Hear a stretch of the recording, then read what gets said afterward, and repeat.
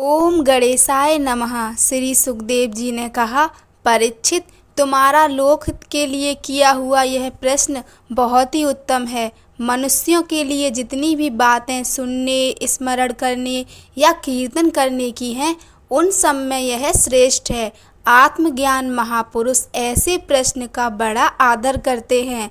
राजेंद्र, जो गृहस्थ घर के काम धंधों में उलझे हुए हैं, अपने स्वरूप को नहीं जानते, उनके लिए हजारों बातें कहने, सुनने एवं सोचने करने की रहती हैं।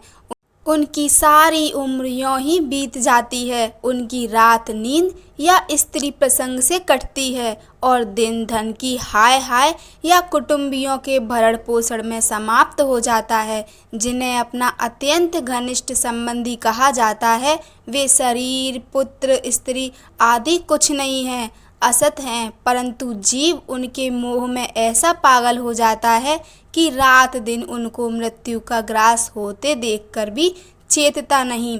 इसलिए परीक्षित, जो अभय पद को प्राप्त करना चाहता है, उसे तो सर्वात्मा सर्वशक्तिमान भगवान श्री कृष्ण की ही लीलाओं का श्रवण, कीर्तन और स्मरण करना चाहिए। मनुष्य जन्म का यही इतना ही लाभ है कि चाहे जैसे हो, ज्ञान से, भक्ति से अथवा अपने धर्म की निष्ठा से जीवन को ऐसा बना लिया जाए कि मृत्यु के समय भगवान की स्मृति अवश्य बनी रहे। परीक्षित, जो निर्गुण स्वरूप में स्थित हैं एवं विधि निषेध की मर्यादा को लांघ चुके हैं, वे बड़े बड़े ऋषि मुनि भी प्राय भगवान के अनंत कल्याण में गुणगणों के वर्णन में रमे रहते हैं। द्वापर के अंत में इस भगवत रूप अथवा वेद तुल्य श्रीमद् भागवत नाम के महापुराण का अपने पिता श्री कृष्ण द्वापर से मैंने अध्ययन किया था। राजऋषि, मेरी निर्गुण स्वरूप परमात्मा में पूर्ण निष्ठा है, फिर भी भगवान श्री कृष्ण की मधुर लीलाओं ने बलात् मेरे हृदय को अपनी ओर आकर्षित कर लिया। यही कारण है कि मैंने इस पुराण का अध्ययन किया। तुम भगवान के परम भक्त हो, इसलिए तुम्हें मैं इसे सुनाऊंगा। जो इसके प्रति श्रद्धा रखते हैं, उनकी शुद्धि चित्त वृत्ति भगवान श्री कृष्ण के चरणों में अनन्य प्रेम के साथ बहुत शीघ्र लग जाती है। जो लोग लोक या परलोक की किसी भी वस्तु की इच्छा रखते हैं या उसके विपरीत संसार में दुख का अनुभव करके जो उससे विरक्त हो गए हैं और निर्भय मोक्ष पद को प्राप्त करना चाहते हैं, उन साधकों के लिए तथा योग संपन्न सिद्ध ज्ञानियों के लिए भी समस्त शास्त्रों का यही निर्णय है कि वे भगवान के नामों का प्रेम से संकीर्तन करें। अपने कल्याण साधन की ओर से असावधान रहने वाले पुरुष की वर्षों लंबी आयु भी अनजान में ही व्यर्थ बीत जाती है। उससे क्या लाभ? सावधानी से ज्ञान पूर्वक बिताई हुई घड़ी 2 घड़ी भी श्रेष्ठ है, क्योंकि उसके द्वारा अपने कल्याण की चेष्टा तो की जा सकती है। राजऋषि, खट्वांग अपनी आयु की समाप्ति का समय जानकर 2 घड़ी में ही सब कुछ त्याग कर भगवान के अभय पद को प्राप्त हो गए। परीक्षित, अभी तो तुम्हारे जीवन की अवधि 7 दिन की है। इस बीच में तुम अपने परम कल्याण के लिए जो कुछ करना चाहिए सब कर लो।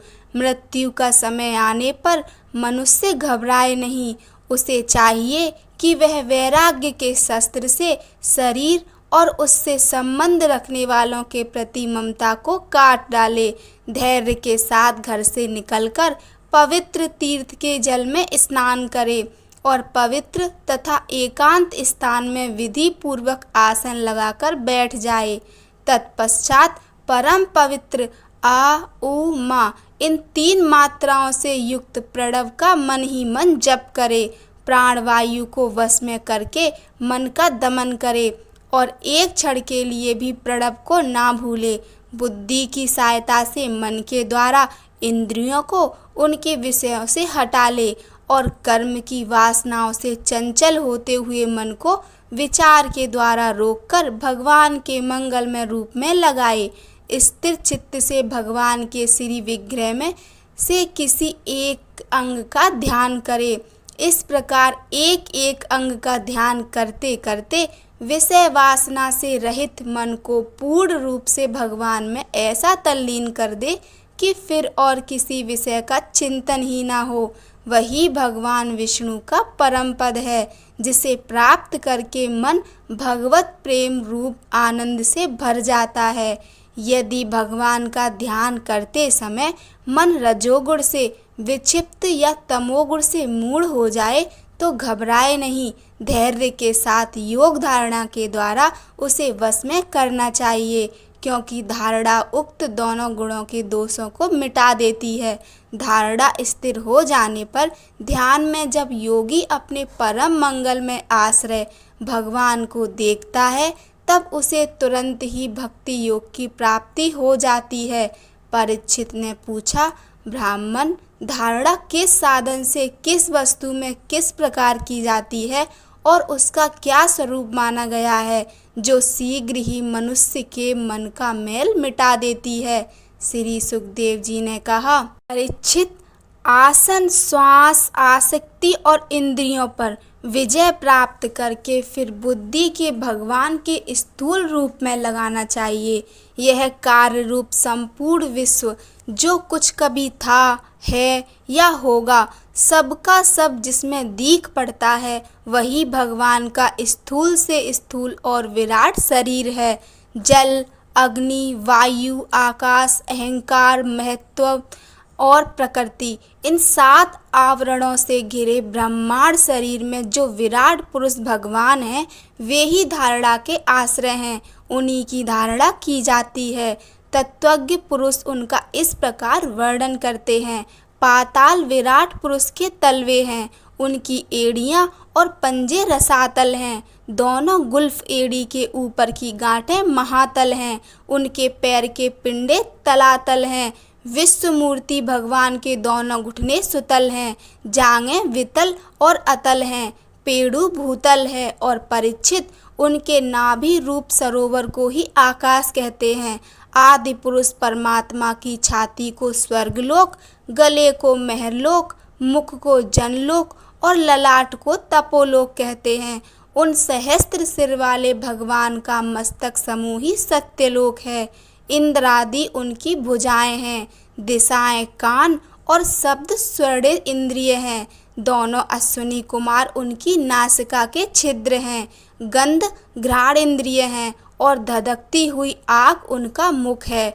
भगवान विष्णु के नेत्र अंतरिक्ष हैं, उनमें देखने की शक्ति सूर्य है। दोनों पलकें रात और दिन हैं। उनका भ्रूविलास ब्रह्मलोक है। तालु जल है और जीवा रस। वेदों को भगवान का ब्रह्मारंध्र कहते हैं और यम को दाढ़ें। सब प्रकार के स्नेह दांत हैं और उनकी जगन मोहिनी माया को ही उनकी मुस्कान कहते हैं। यह अनंत सृष्टि उसी माया का कटाक्ष विक्षेप है। लज्जा ऊपर का होठ और लोभ नीचे का होठ है। धर्म स्तन और अधर्म पीठ हैं। प्रजापति उनके मूत्र इंद्रिय हैं। मित्र वरुण अंडकोश हैं। समुद्र कोख हैं और बड़े बड़े से पर्वत उनकी हड्डियां हैं। राजन, विश्व मूर्ति विराट या पुरुष की नाड़ियां नदियां हैं। वृक्ष रोम है। परम प्रबल वायु श्वास है। काल उनकी चाल है और गुणों का चक्कर चलाते रहना ही उनका कर्म है। परीक्षित, बादलों को उनके केस मानते हैं। संध्या उन अनंत का वस्त्र है। महात्माओं ने अव्यक्त मूल प्रकृति को ही उनका हृदय बतलाया है और सब विकारों का खजाना उनका मन चंद्रमा कहा गया है। महत्व तत्व को सर्वात्मा भगवान का चित्त कहते हैं और रुद्र उनके अहंकार कहे गए हैं। घोड़े, खच्चर, ऊंट और हाथी उनके नख हैं। वन में रहने वाले सारे मृग और पशु उनके कट प्रदेश में स्थित हैं। तरह तरह के पक्षी उनके अद्भुत रचना कौशल हैं। स्वयंभू मनु उनकी बुद्धि है और मनु की संतान मनुष्य उनके निवास स्थान हैं। गंधर्व, विद्याधर, चारण और अप्सराएं उनके षडज आदि स्वरों की स्मृति हैं। दैत्य उनके वीर्य हैं। ब्राह्मण मुख, क्षत्रिय भुजाएं, वैश्य जंघाएं और शूद्र उन विराट पुरुष के चरण हैं। विविध देवताओं के नाम से जो बड़े बड़े द्रव्य में यज्ञ किए जाते हैं वे उनके कर्म हैं। परीक्षित, विराट भगवान के स्थूल शरीर का यही स्वरूप है, सो मैंने तुम्हें सुना दिया। इसी में मुमुक्षु पुरुष बुद्धि के द्वारा मन को स्थिर करते हैं, क्योंकि इससे भिन्न और कोई वस्तु नहीं है। जैसे स्वप्न देखने वाला स्वप्न अवस्था में अपने आप को ही विविध पदार्थों के रूप में देखता है, वैसे ही सबकी बुद्धि वृत्तियों के द्वारा सब कुछ अनुभव करने वाला सर्व अंतर्यामी परमात्मा भी एक ही है।